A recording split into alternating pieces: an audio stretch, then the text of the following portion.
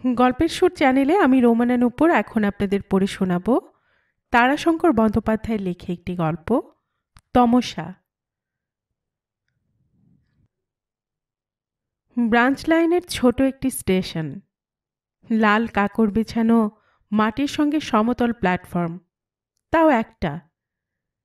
প্ল্যাটফর্মের কোলে পয়েন্টিং করা ছোট একখানি ঘরে স্টেশন রুম, বাকিটা একটা টিনের শেড। সেই শেডের মধ্যে ইট দিয়ে ঘেরা একখানা পার্সেল রুম, তার পাশে এক টুকরো ঘরে দরজার মাথায় লেখা জেনানা। স্টেশনের পেছন দিকে চা ও খাবারের স্টল, রেলের লাইসেন্সপ্রাপ্ত ভেন্ডারের স্টল। স্টেশনের দেওয়ালের গায়ে টিনের চালা নামানো হয়েছে। তারপরেই গুডস শেডের সাইডিং লাইন, ওখান থেকেই চলে গিয়েছে সোজা উত্তরমুখে লালমাটির গ্রাম্য রাস্তা। ইউনিয়ন বোর্ডের কল্যাণে দুপাশে নালা কাটা হয়েছে, দড়ি ধরে বেশ সোজা লাইনে নয়, সাপের দাগের মতো আঁকাবাঁকা করে কাটা। তবু তাতেই খানিকটা সম্ভ্রান্ত চেহারা হয়েছে গ্রাম্য বাবুর মতো। গ্রামের লোকে বলে স্টেশন রোড, ইউনিয়ন বোর্ডের খাতাতেও তাই লেখা আছে। স্টেশন সীমানা বা এরিয়া সামান্য, বুকিং অফিস, রেলওয়ে লাইসেন্স প্রাপ্ত ভেন্ডারের চায়ের স্টল, মাল গুদাম, দুটো মাত্র শান্টিং লাইন, ব্যাস স্টেশন এরিয়া শেষ। স্টেশন সীমানার পরেই রাস্তার দুপাশে খান কয়েক ঘর, একখানায় পান বিড়ি সিগারেট আর চা খাবারের দোকান, দুখানায় কয়লার ডিপোর গদি, একখানায় স্টেশন ভেন্ডারের বাসা। এদের পাশে এক ভদ্রলোকের পাকা বাড়ি, বাকিটা ফাঁকা, বড় বড় বটগাছের ছায়া ঢাকা তকতকে জায়গা। এইখানে গ্রামান্তরের গাড়ি এসে আড্ডা নেয়, এখান থেকে খানিকটা গিয়ে গ্রামের বসতি। সকালে আপ ডাউন দুটো ট্রেন, এখানেই ক্রসিং হয়, লোকে বলে মিট হয়। ট্রেন দুটো চলে গিয়েছে। স্টেশন শেডের মধ্যে স্বল্প কয়েকটি লোক, অধিকাংশই স্থানীয়।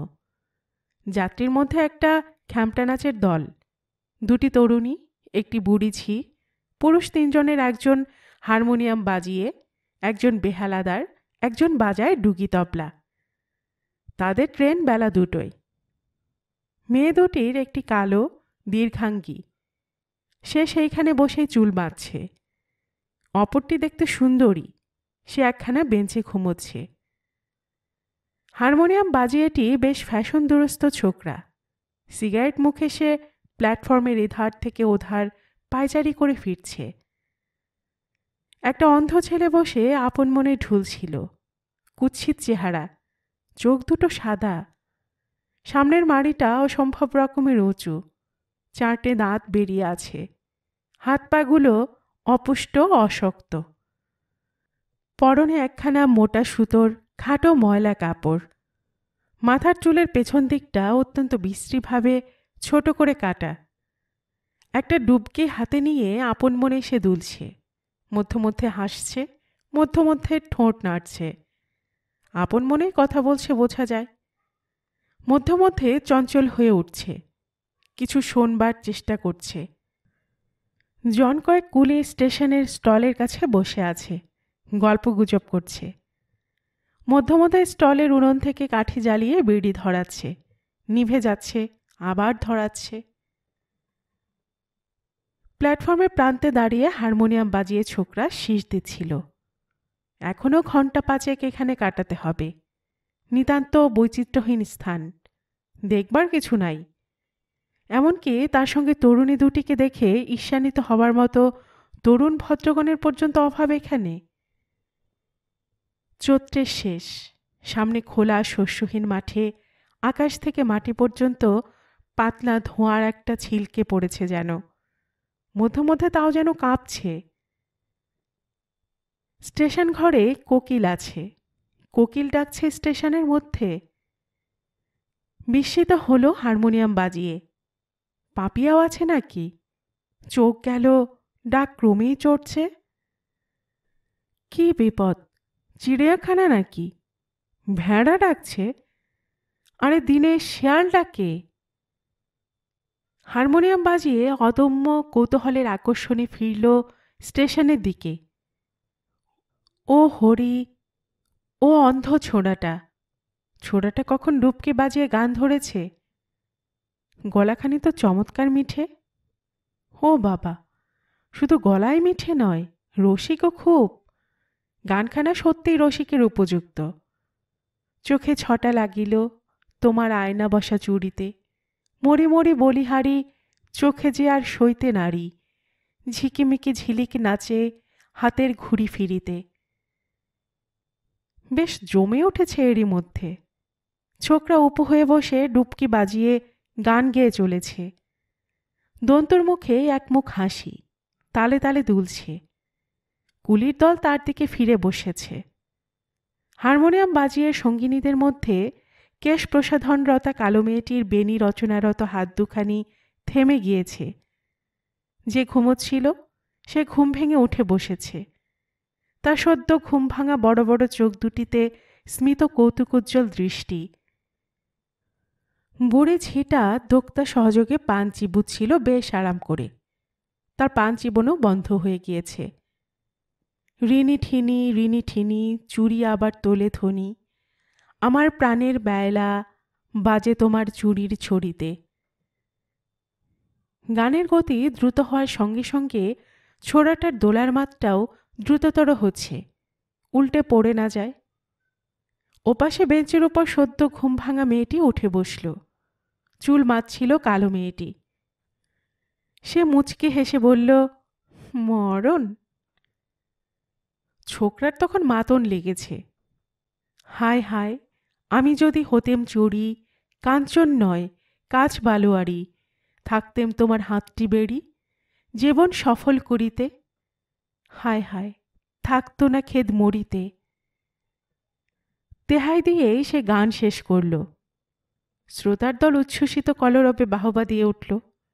প্রশংসায় পরিতৃপ্ত অন্ধ দন্তুরের মুখ হাসিতে ভরে গেল। একজন শ্রোতা একটা জ্বলন্ত বিড়ি ওর হাতে সন্তর্পণে ধরিয়ে বলল, নে খা। বিড়ি? হ্যাঁ, খা। হেসে অন্ধ বলল, কে সিগারেট খাচ্ছে? একটা দেন না কেন গা? দোকানি বলে উঠল, আমার নাম বালক দাসী, ভালো মন্দ খেতে ভালোবাসি।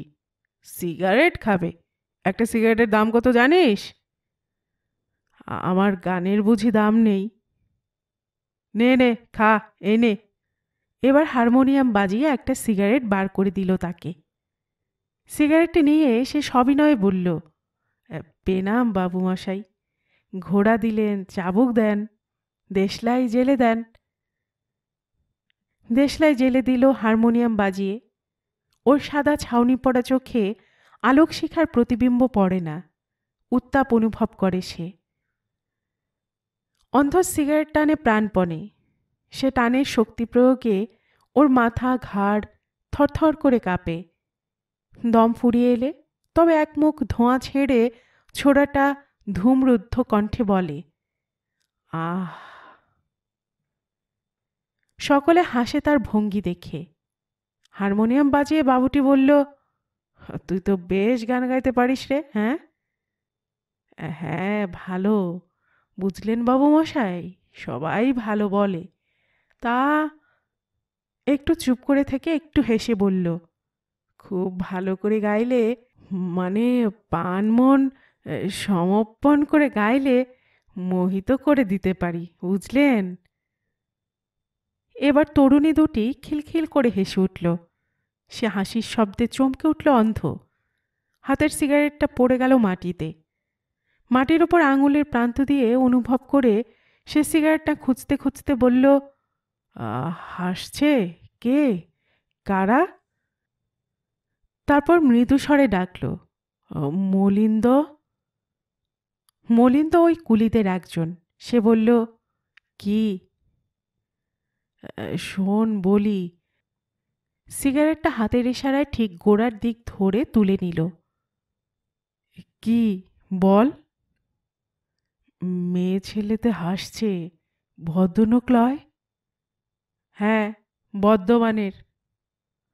হুম, ঠিক বুঝতে পেরেছি আমি। কি করে বুঝলি? অবিশ্বাসের হাসি হাসল মলিন্দ। বুঝলাম গলার রস থেকে। কিন্তু ভদ্রলোক জানলে কি করে? মলিন্দ প্রশ্ন করল। হেসে বলল অন্থ, চুড়ির শব্দতে আর মিষ্টি সুবাস থেকে। অনেকক্ষণ থেকে ও দুটো পাচ্ছিলাম। মনে মনে সন্দেহ লাগছিল। ছোট নখ হলে গায়ে ঘাম গন্ধ ওঠে, কাচের চুড়িতে এমন মিঠে শব্দ ওঠে না। চোনার সুরি আছে হাতে লয়। হ্যাঁ। নীরবে সিগারেট টানতে টানতে অন্ধ বারবার জোরে নিঃশ্বাস টানে ওই মিষ্ট গন্ধ নেবার জন্য। হঠাৎ সে বলল, তা ঠাকুরনরা হাসছেন আপনার দিকে বলছি। কালো মেয়েটি মুখখোড়া চপলা, খোঁপায় কাঁটা আঁটছিল সে। ঘড়িটি ঈষৎ ফিরিয়ে অন্ধের দিকে চেয়ে বলল, আমাদের বলছ? হ্যাঁ, আপনারা হাসলেন কেন? কালো মেয়েটি এবার মুখ টিপে হেসে বলল, সে আমরা নই, অন্য লোকে। অন্য লোকে? অন্ধ ঘাড় নেড়ে মৃদু হেসে বলে, হুম। হুম কেন? অন্য লোকেই তো হাসলে। ছোকরা এবার একটু বেশি হেসে বলল, সিঙ্গিতে বাঁশি বাজে না ঠাকরুন, ক্যানেস্তারায় তবলার বোল ওঠে না। ও মা গো! মেয়েটি বিস্ময়ে কৌতুকে চোখ বিস্ফারিত করে সঙ্গিনীর সঙ্গে দৃষ্টি বিনিময় করল। সুন্দরী তরুণীটির মুখেও মৃদু হাসির রেখা ফুটে উঠেছিল, কিন্তু সে হাসির চেহারা যেন ভিন্ন রকমের। সে এবার বলল, আমরা হেসেছি বলে তুমি রাগ করেছ নাকি? রাগ? অন্ধ হেসে বলল, ওরে বাপরে, আপনাকাদের ওপর কি রাগ করতে পারি মশাই? তবে হাসলেন কেন তাই শুধালাম। বলি, অন্যায় কিছু বললাম নাকি? হারামজাদা! দোকানে বলে উঠল, ওরে শুয়োর, হাসছেন তোমার মোহিত শুনে। কেন? মোহিত করে দিতে পারি না আমি? খুব হয়েছে, থামো। কেন? কাকে কি বলছিস জানিস? অন্ধ এবার সংকুচিত হয়ে গেল। ওরা হলেন কলকাতার গায়ে, কলের গান শোনো নাই হারামজাদা? সেই রকম গায়ে, বড় বড় বাইজি। বেটা পক্ষীরাজ ওদিকে মোহিত করে দেবেন। অপরাধীর মতো সে এবার বলল, তাহলে তো অপরাধ হয়ে যেয়েছে। হ্যাঁ, তা হয়েছে। কালো মেয়েটি চুল বাঁধা শেষ করে গামছা কাঁধে ফেলে সুটকেস খুলে সাবান বার করে নিয়ে বলল, কাছে পুকুর ঘাট, নিয়ে আসি আমি। অন্ধ হাতের সিগারেটটা ফেলে দিল ছুঁড়ে। উপরের দিকে মুখ করে অদ্ভুত ভঙ্গিতে নিঃশব্দে হাঁ করে হাসতে লাগল। নাকের ডগাটা তার ফুলে ফুলে উঠছিল। অত্যন্ত হাস্যকর এবং কুৎসিত সে মুখভঙ্গি।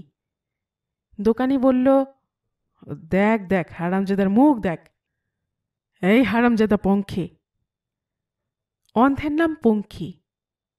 পঙ্খে আকর্ণ বিস্তার নিঃশব্দ হাসি হেসে বলল, ভারী সুন্দর বাস উঠছে সিংজি, পরাণ একেবারে মোহিত করে দিলে।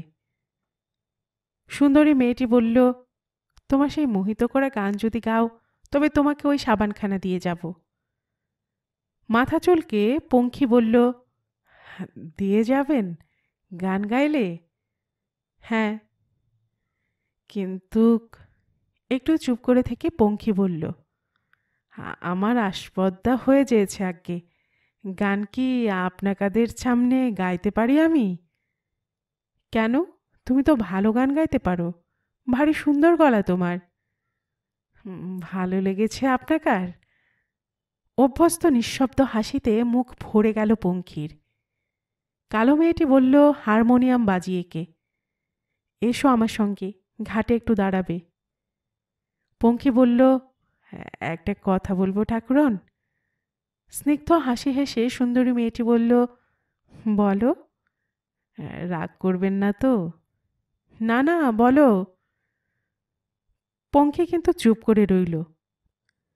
তারপর হঠাৎ বলল, নেতাই, মলিন্দ, চলে গেলে নাকি? নেতাই? কেনে? নেতাইকে কেনে? দোকানে দরজা বন্ধ করতে করতে দোকানি বলল, জল খাবে না সব?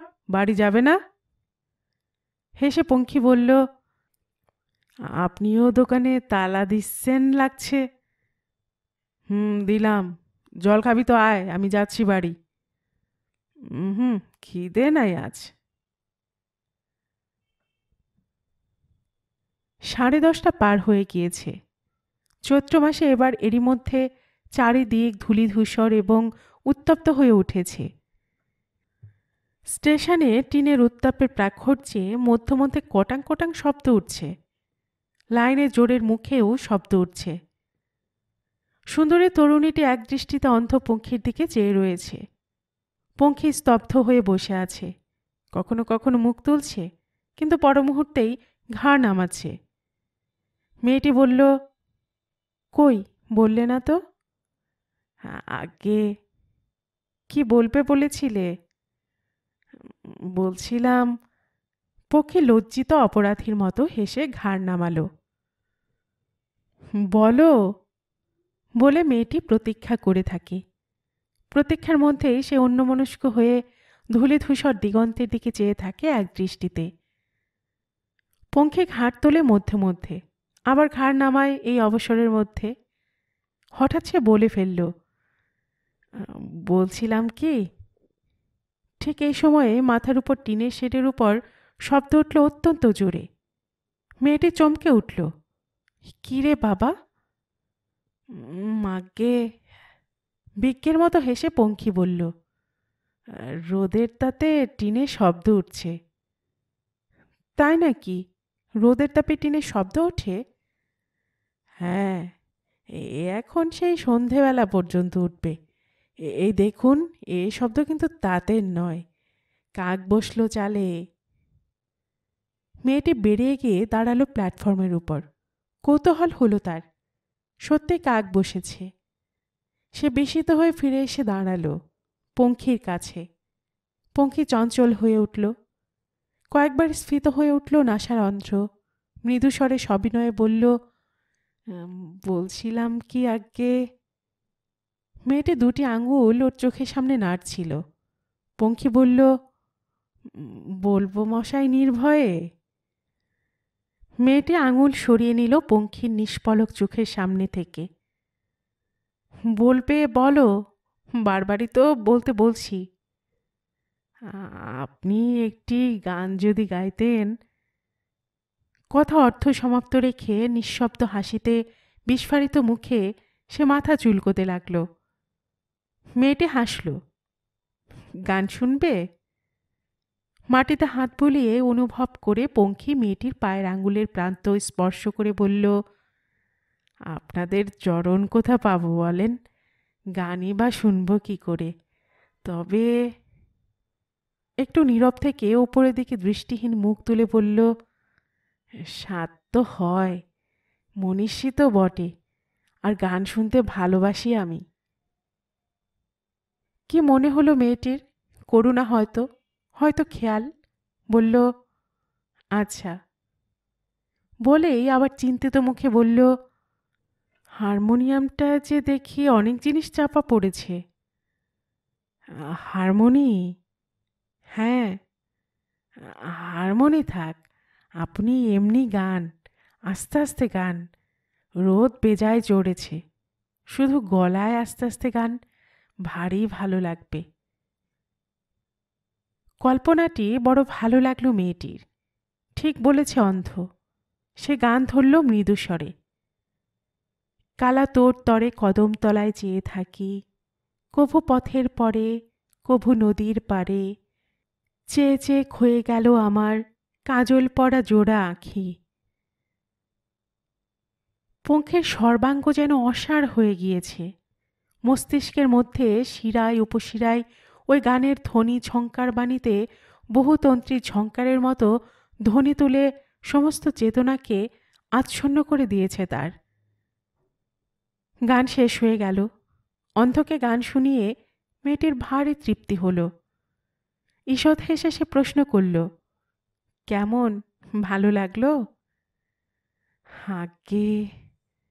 চকিত হয়ে উঠল পঙ্খী। তার অসাড় নিষ্পন্দ শরীরে মুহূর্তে চেতনার প্রবাহ বয়ে গেল। ভালো লাগলো? পঙ্খী বলল, জীবন ধন্য হলো আমার ঠাকুরন। মেয়েটি এবার হেসে ফেলল। হাসছেন তা? একটু চুপ করে থেকে পঙ্খী বলল, তা এমন গান জীবনে কোথায় শুনতাম বলেন? পঙ্খের কথাগুলির মধ্যে একটি বেদনার সুর ছিল। তার স্পর্শে মেয়েটি আর হাসতে পারল না, চুপ করে গেল, কোনো কথাও খুঁজে পেল না। পঙ্খী বলল, একটি প্রণাম করব আপনাকে। প্রণাম কেন? ভারী স্বাদ হচ্ছে। লোভ হলো মেয়েটির। মুগ্ধ দৃষ্টি, অজস্র প্রশংসা, প্রেম গুঞ্জন, অনেক পেয়েছে সে এবং পায়, কিন্তু প্রণাম মনে পড়ল না তার। নিজেদের সমাজের ছোটরা অবশ্য প্রণাম করে, কিন্তু এ প্রণামের দাম অনেক বেশি বলে মনে হলো তার। সে প্রতিবাদ করল না, নীরবে দাঁড়িয়ে রইল। পঙ্খে হাত বুলোল তার পায়ের উপর। তারপর মেয়েটির দুখানি পায়ের উপর নিজের মুখখানি রাখল। মেয়েটির ভারী ভালো লাগল। মেয়েটি পায়ে উষ্ণ নিঃশ্বাস অনুভব করল। পঙ্খির বিকৃত চোখ থেকে জল ঝরে তার পায়ে লাগছে, তবু সে পা সরিয়ে নিল না। ধূলিধূসর দিগন্তের দিকে অর্থহীন স্থির দৃষ্টিতে চেয়ে সে চুপ করে দাঁড়িয়েছিল। হঠাৎ প্রশ্ন করল, তোমার কে কে আছে বাড়িতে? মা মা আছে, বাপ আছে, শুনছ? ওঠো, ওঠো, অনেক প্রণাম করা হয়েছে, ওঠো ওঠো। আরে এই বেটা, এই ও হচ্ছে কি? এই! হারমোনিয়াম বাজিয়ে এবং সেই কালো মেয়েটি স্নান সেরে ফিরে এসেছে। হারমোনিয়াম বাজিয়ে ধমক দিল পঙ্খীকে। কালো মেয়েটি বলল, মরণ। সুন্দরী তরুণীটি মৃদুস্বরে আবার বলল, ওঠো ওঠো। এবার পঙ্খী উঠল। তার দিকে চেয়ে কালো মেয়েটি এবং হারমোনিয়াম বাজিয়ে একসঙ্গে হেসে উঠল। পঙ্খের চোখের জলে ভিজে মেয়েটির পায়ের আলতা অন্ধের মুখময় লেগেছে। গালে, নাকে, কপালে, ঠোঁটে মুখময় লাল রং। মেয়েটি বলল, মুখটা মোছো, গোটা মুখে তোমার লাল রং লেগেছে। লাল রং? হ্যাঁ, আলতা লেগেছে। আলতা? হ্যাঁ, ঠোঁটে, মুখে, গালে, নাকে মুছে ফেলো। থাকুক আজ্ঞে। কালো মেয়েটি বলল সঙ্গিনীকে, নে নে, ওর সঙ্গে আর নাকামি করতে হবে না। ওদিকে দেখে এলাম ভাত হয়েছে, নে নিবি তো নে আয়। সুন্দর জল পুকুরের। কত দূর? পঙ্খে উঠে দাঁড়ালো। এই কাছেই আজ্ঞে, কাছেই। চলেন, আমি নিয়ে যাচ্ছি, আসুন। তুমি? হ্যাঁ হ্যাঁ, কানাদের পথঘাট মুখস্থ, ঠিক নিয়ে যাবে, জানা। কালো মেয়েটি একটু হেসে বলল, নিশ্চিন্দি চান করবি, ও বসে থাকবে ঘাটে। সত্য কথা। দিব্য পথে পথে চলে পঙ্খী, মধ্যে মধ্যে পা বুলিয়ে অনুভব করে নেয়। স্টেশন রাস্তার ধারে প্রথম বটগাছটার তলার ছায়ে এসে বলে, এই বটতলা এছে, আসেন এই বা ধারে। একটু অগ্রসর হতেই পুকুর দেখা যায়, কালো কাজলের জল। মেয়েটি বলল, তোমার নাম কি? আমার নাম? আমার নাম পঙ্খে, পঙ্খী আর কি। পঙ্খী? আগে হ্যাঁ, ছেলেবেলায় পাখির মতন চিচি করে চেঁচাতাম কি না, কানা বলে মা হেনস্থা করত, ভুঁয়ে পড়ে চেঁচাতাম। মা বাবা আছে তোমার? হ্যাঁ, যাই আমি বাড়ি মাঝে মাঝে। বাবা আমার নখ ভালো। বাবার নাম এখানে হঠাৎ কথায় ছেদ ফেলে দেয় নিজেই। ওপরের দিকে মুখ তুলে বলে, হ হ, মরালের বড় ঝাঁকটা এসেছে লাগছে। মেটে রঙের বুনো হাঁসের একটা প্রকাণ্ড ঝাঁক সত্যই মাথার উপর পাক দিচ্ছিল। তাদের পাখার ডাক ধরেছে আকাশে। মেয়েটিও আকাশের দিকে চেয়ে দেখল। পঙ্খী বলল, তার অর্থ সমাপ্ত কথা শেষ করছে সে। বাবার নাম এখানে সবাই জানে, কৃত্তিবাস বাগদির নাম। বাবার নাম কৃত্তিবাস। অন্ধ অপরিণত অপুষ্টাঙ্গ ছেলের চিৎকার শুনেই তার নামকরণ করেছিল পঙ্খী। ভালো মিষ্ট গৌরবজনক নাম রাখার প্রয়োজনই অনুভব করেনি কোনোদিন। পঙ্খী বলল, ঘাটের ধারে বসেছিল সে। মেয়েটি ঠান্ডা জলে গলা পর্যন্ত ডুবিয়ে তার কথা শুনছিল। পঙ্খী বলল, আমার এক দিদি আছে। দিদি আমাকে ভালোবাসতো, কোলে নিত। তাই এই আপনকার মতন বয়স হবে তার। আমার মতো? ঈষৎ হেসে মেয়েটি বলল, আমার বয়স কি করে বুঝলে তুমি? সলজ্জ হাসি হেসে মাথা চুলকে পঙ্খী বলল, তা আপনি আমার চেয়ে খানিক বড় হবেন, তার বেশি নন। একটু চুপ করে থেকে বলল, গলার রজ শুনে বুঝতে পারি কি না খানিক আধেক। আপনার গলা এখনো বাঁশের বাঁশির মতো, খাদ মেশে নাই। তাছাড়া। পঙ্খী থেমে গেল। সে বলতে পারল না কথাটা। পায়ের উপর মুখ রেখেছিল সে। কোমল মসৃণ স্পর্শ এখনো সে যেন অনুভব করছে। কথাটা পাল্টে বলল, এখান থেকে বাড়ি আমার ক্রোশ চারেক হবে। বছরখানেক আগে মা একদিন খুব মেরেছিল। তা দিদি বলল, পঙ্খে, তুই তো ভালো গান গাইতে পারিস, তা ভালো বাজারে জায়গায় জানা কেনে, গান গাইবি, ভিক করবি। কথাটা মনে লাগলো আমার। দিদি একদিন আমার হাত ধরে এখানে রেখে গেল। সেই অবধি। নিঃশব্দে হেসে সে চুপ করে গেল। হঠাৎ একসময় বলে উঠল, আপনকার গানের ওইটুকুন ভারী সুন্দর, সেই কি কালা তোমার যখন বাজে বাঁশি। বলতে বলতে সে সুরেই গাইতে আরম্ভ করল। ঘর কন্যা সব ভুলে যাই, ছুটে যে আসি, আমার গা ঘষা হয় না, আমার কেশ বাঁধা হয় না, আরও হয় না কত কি। মেয়েটি সাবান মাখছিল। বিস্ময়ে তার হাত থেকে সাবানখানা পড়ে গেল। অবিকল সুরে নির্ভুল গানখানি গাইছে পঙ্খী। নাইতে আর লাগে কতক্ষণ, ওদিকে যে ট্রেনের সময় হয়ে এলো। হারমোনিয়াম বাজিয়ে ডাকলো ঠিক এই সময়। ঘাট থেকে তাকে দেখা যাচ্ছে, ব্যস্ত হয়ে ডাকতে এসেছে। সত্যই স্টেশনে টিকিটের ঘণ্টা বেজে উঠল। ট্রেন চলে গেল। খ্যামটার দলটিও চলে গেল। দোকানি সিং ট্রেনের প্যাসেঞ্জারদের চা, শরবত, জলখাবার বিক্রি শেষ করে ডাকল, পঙ্খে, পঙ্খে। পঙ্খের সাড়া পাওয়া গেল না। গেল কোথায়?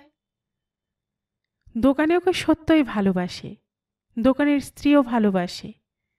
যেদিন পঙ্খির কোথাও অন্ন না জোটে সেদিন দোকানি ডেকে খেতে দেয়।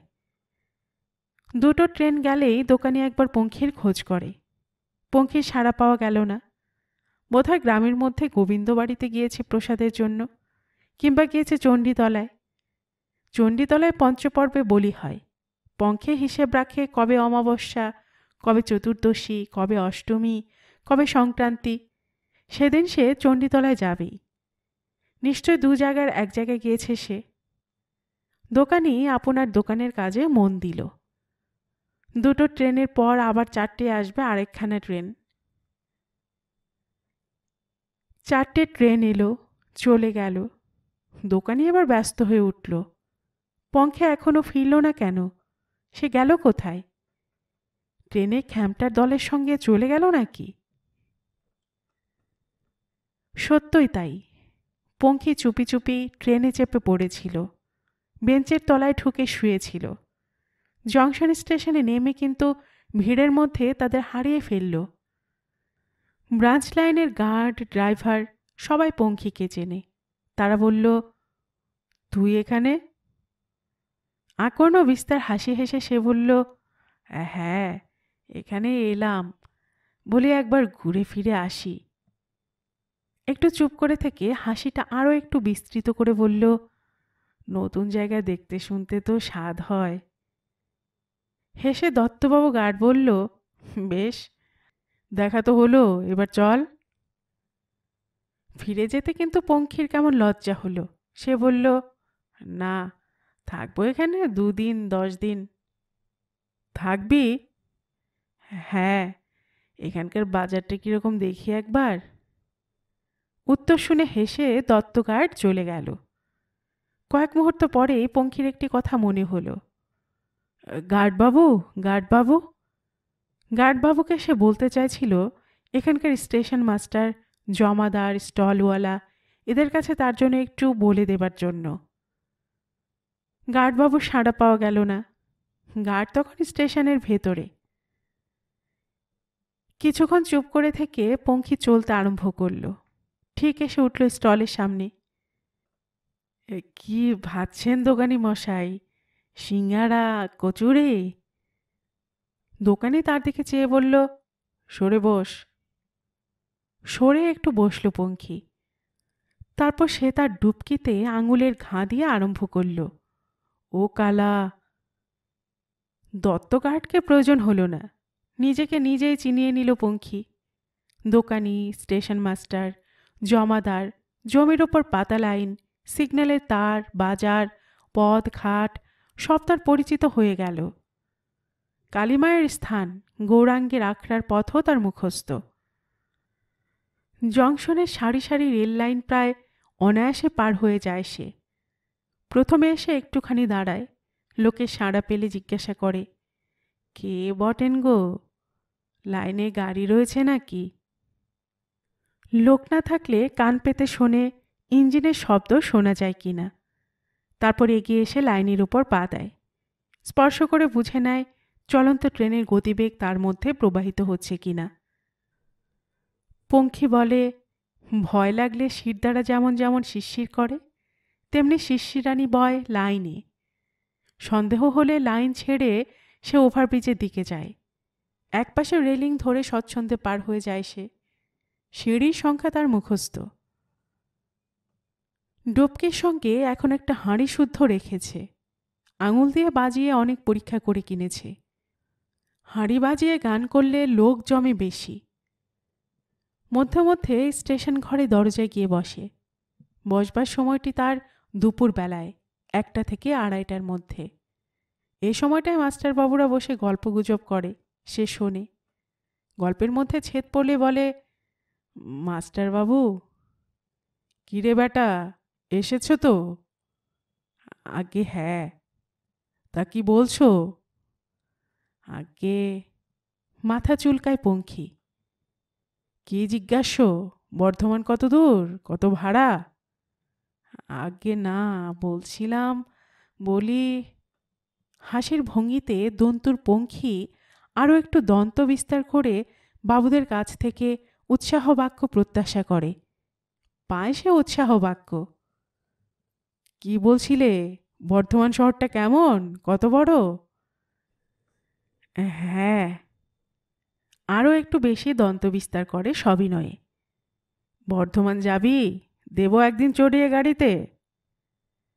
পঙ্খি চুপ করে থাকে, সম্মতি জানাতে শঙ্কিত হয়। গাড়ি ঘোড়া, লোকজন, গলি ঘুজি, প্রকাণ্ড বড় শহর, তার মধ্যে কোথায়?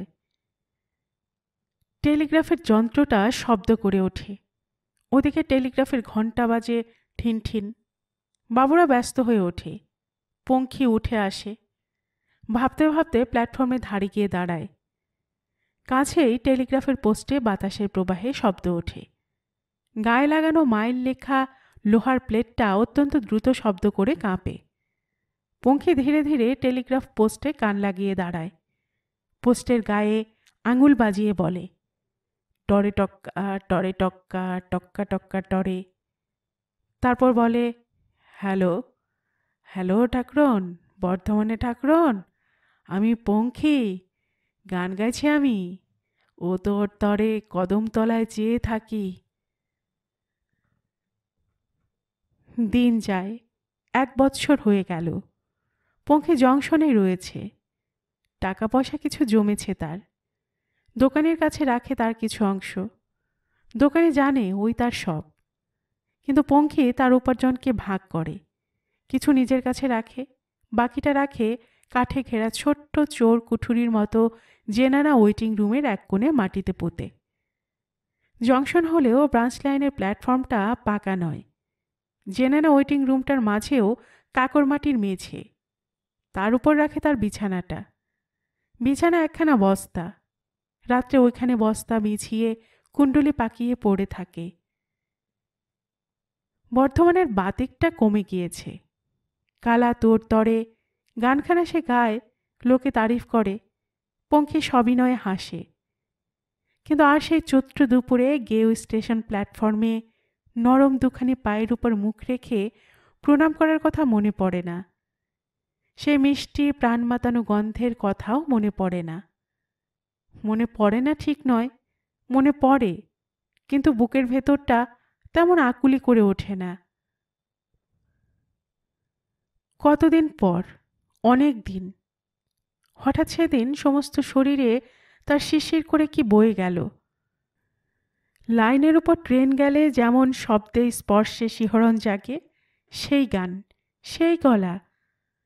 আজ আর গান শুধু নয়, গানের সঙ্গে যন্ত্র বাজছে। স্টেশনের ঘরের সামনে ঠাকরুন গান করছে। কালা তোর তরে। পঙ্খী প্রায় ছুটে এসে দাঁড়ালো। বেশ বুঝতে পারল ঠাকুরনের সঙ্গে অনেক লোক রয়েছে, ছোট ছেলেও রয়েছে। গান শেষ হতেই সে হাত জোর করে বলল, ঠাকুরন। কে রে তুই? আগে যে ঠাকুরন গান গাইলেন তাকেই বলছি আমি। সঙ্গে সঙ্গে হাসির হুল্লোড় পড়ে গেল। একজন বলল, মরণ। আবার গান আরম্ভ হলো। চোখে ছটা লাগিল। পঙ্খীর বুক একেবারে দুলে উঠল। তার সেই গান। নিতাই কবিয়ালের কাছে সে শিখেছিল, ঠাকুরন শিখেছিল তার কাছে। গান শেষ হলো। আমাকে চিনতে পারলেন না ঠাকুরন? আমি পঙ্খী। এই বেটাই ভাগ। ভাগিয়ে দিলেও সে এবার সঙ্গ ছাড়বে না। সে সজাগ হয়ে বসে থাকে। ট্রেনের ঘণ্টা পড়ল। যাত্রী দলটি আসর গুটিয়ে নিল। একজন বলল, গ্রামোফোনটা ভালো করে বন্ধ করিস, রেকর্ডগুলো বাক্সের মধ্যে পুড়ে নে। গাড়ি এলো, চলে গেল। স্টেশন স্টাফ, স্টলওয়ালা বিস্মিত হল, পঙ্খী নাই। আরও অনেককাল পর, অনেকগুলি বৎসর চলে গিয়েছে। পঙ্খীর চুলে সাদা ছোপ পড়েছে। দন্তুর মুখের দাঁত পড়েছে কয়েকটা। কানে শোনার শক্তি কমে এসেছে। লাইনে পা দিয়ে দূরে ট্রেন আসছে কিনা আর ধরতে পারে না। পঙ্খী এক তীর্থক্ষেত্রে পথের ধারে বসে ভিক্ষে করে। গানও আর তেমন গায় না। বলে, অন্ধজনে দয়া করো বাবা, অন্ধকে একটি পয়সা দাও মা, মা লক্ষ্মী জননী। মা জননীরা যখন যায় তখন পঙ্খী বেশি আকুলতা প্রকাশ করে। জুতোর শব্দ থাকে না, অথচ খসখস শব্দ ওঠে গরদের কাপড়ের, পুজোর ফুলের গন্ধ ওঠে। পঙ্খী বুঝতে পারে মা লক্ষ্মীরা আসছেন। যেদিন ভিক্ষে কম হয় সেদিন গান করে। সেদিন সে গান গাইছিল। চোখে ছটা লাগিল। গাইতে আজকাল ভালো লাগে না। ভক্তিরসের গানই বেশি গায়। কালা তোর তরে গানখানা মাঝে মাঝে গায়। সেদিন গাইছিল সে ওই গানখানাই। গান শেষ হতেই একজন হেসে বলল, খুব গেয়েছিলে গানখানা রেকর্ডে, ঘাটে মাঠে হাটে ছড়িয়ে গেল। নারী কণ্ঠের অতি মৃদু হাসির শব্দ শুনতে পেল পঙ্খী। মেয়েটি বলল, গাইলাম, কিন্তু কালা শুনল কই? ওই তোমার এক ঢং, আর তীর্থে কাজ নেই, চলো, ফিরে চলো। না, বয়স অনেক হলো, অন্ধকার হয়ে আসছে দুনিয়া। আর অসহিষ্ণু পঙ্খী বলে উঠল, কিছু দয়া হবে মা, অন্ধ। তার হাতে এসে পড়ল কি একটা। পুরুষটি বলল, আধুলি, পয়সা নয় রে বেটা। আধুলি? হ্যাঁ, আধুলি, মেয়ে কি নয় তো? হাত বুলিয়ে মাটিতে ফেলে শব্দ পরক করে নিল পঙ্খী। তারপর পরম কৃতজ্ঞতা ভরে হাত বাড়িয়ে মেয়েটির পায়ে হাত বুলিয়ে প্রণাম করল। তারা চলে গেল। পায়ের শব্দ উঠল। পাখিরা ডাকছে। দিন বোধহয় শেষ হলো। পঙ্খীও উঠল। গল্পের সুর চ্যানেলে এতক্ষণ আপনারা শুনছিলেন তারাশঙ্কর বন্দ্যোপাধ্যায়ের লেখে একটি গল্প, তমসা। আর এতক্ষণ গল্প পাঠে আমি আপনাদের সাথে ছিলাম রোমানা নূপুর।